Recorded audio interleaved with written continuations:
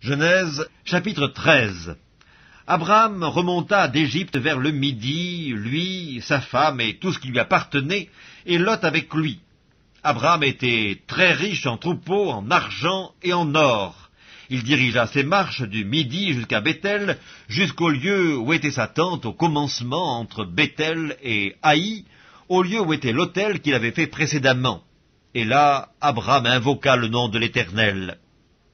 Lot, qui voyageait avec Abraham, avait aussi des brebis, des bœufs et des tentes, et la contrée était insuffisante pour qu'ils demeurent ensemble, car leurs biens étaient si considérables qu'ils ne pouvaient demeurer ensemble.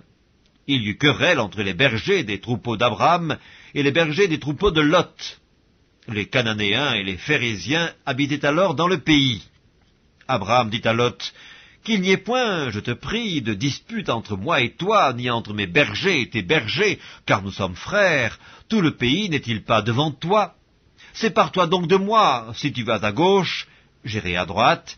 Si tu vas à droite, j'irai à gauche. » Lot leva les yeux et vit toute la plaine du Jourdain qui était entièrement arrosée. Avant que l'Éternel eût détruit Sodome et Gomorrhe, c'était jusqu'à Tsoar, comme un jardin de l'Éternel, comme le pays d'Égypte. Lot choisit pour lui toute la plaine du Jourdain, et il s'avança vers l'Orient. C'est ainsi qu'ils se séparèrent l'un de l'autre. Abraham habita dans le pays de Canaan, et Lot habita dans les villes de la plaine, et dressa ses tentes jusqu'à Sodome. Les gens de Sodome étaient méchants et de grands pécheurs contre l'Éternel.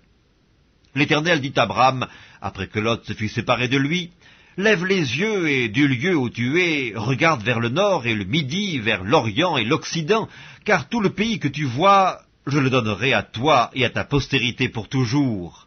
Je rendrai ta postérité comme la poussière de la terre, en sorte que, si quelqu'un peut compter la poussière de la terre, ta postérité aussi sera comptée.